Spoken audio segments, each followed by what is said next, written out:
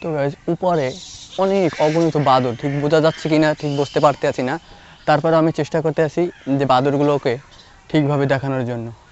দেখুন কত বাদর, ভয়ঙ্কর পরিবেশটা, খুবই ভয়ঙ্কর ভুতুড়ে পরিবেশ।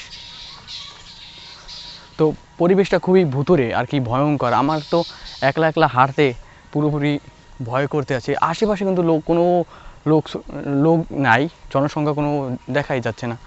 আর এই হচ্ছে শুধু খালি রাস্তা, আর চারোদিকে শুধু বাগান আর বাগান, প্রাকৃতিক পরিবেশ।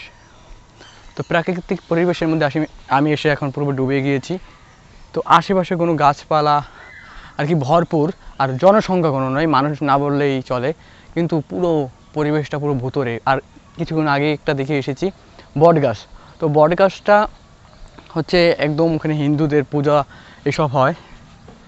তো এই পর্যন্তই। আরেকটা জিনিস মজার দেখে, এখানে একটা কাঠবিড়ালি যাচ্ছে, রাস্তা ক্রস করতে আসে, আমাকে দেখে কিন্তু দিল দৌড়, না আমাকে দেখে দৌড় দিচ্ছে, হ্যাঁ আমাকে দেখে দৌড় দিয়ে গেল গা। তো গাছ আজকের জন্য ভিডিওটি এই পর্যন্তই। আশা করি আপনাদের ফুল ভিডিওটি ভালো লাগবে। আর এখন আমার এখানে এসে যে আমার প্রচণ্ড পানির পিপাসা লেগেছে, আমি একটু পানি খাওয়ার দরকার।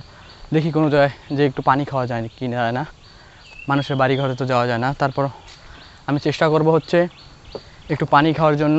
আমি দেখবো একটু কল আশেপাশে রাস্তার পাশ দিয়ে পাওয়া যায় কি না।